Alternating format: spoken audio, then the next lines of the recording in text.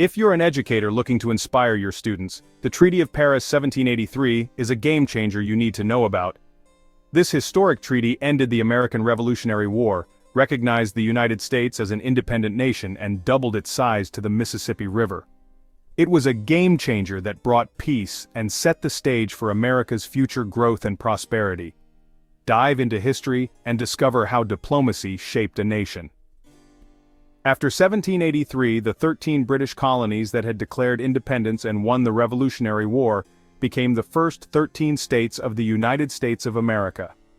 These original states were New Hampshire, Massachusetts, Rhode Island, and Providence plantations, Connecticut, New York, New Jersey, Pennsylvania, Delaware, Maryland, Virginia, North Carolina, South Carolina, and Georgia.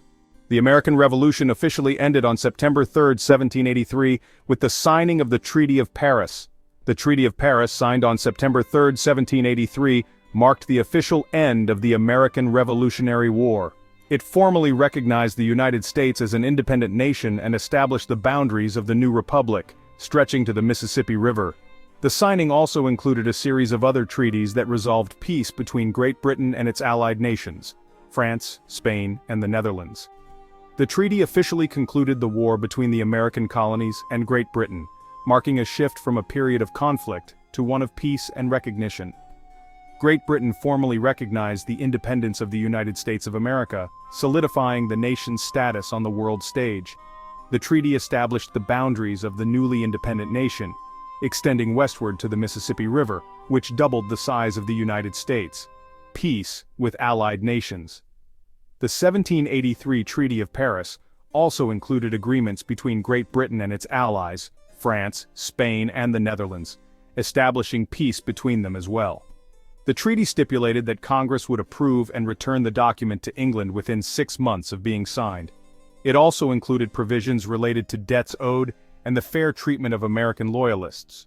Diplomacy in the American Revolutionary War and Peace of Paris, 1783. Treaty of Paris by Benjamin West portrays the American delegation about to sign the 1783 Treaty of Paris. John Jay, John Adams, Benjamin Franklin, Henry Laurens, W.T. Franklin. The British delegation refused to pose and the painting was never completed. During negotiations in Paris, the American delegation discovered that France supported American independence but no territorial gains, hoping to confine the new nation to the area east of the Appalachian Mountains. The Americans opened direct secret negotiations with London, cutting out the French. British Prime Minister Lord Shelburne was in charge of the British negotiations, and he saw a chance to make the United States a valuable economic partner, facilitating trade and investment opportunities. The U.S. obtained all the land east of the Mississippi River, including southern Canada, but Spain took control of Florida from the British.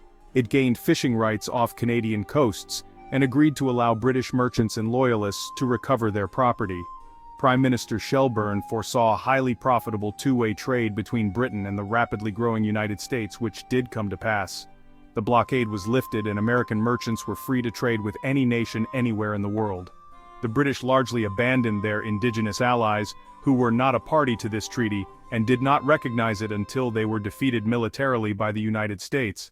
However, the British did sell them munitions and maintained forts in American territory until the Jay Treaty of 1795.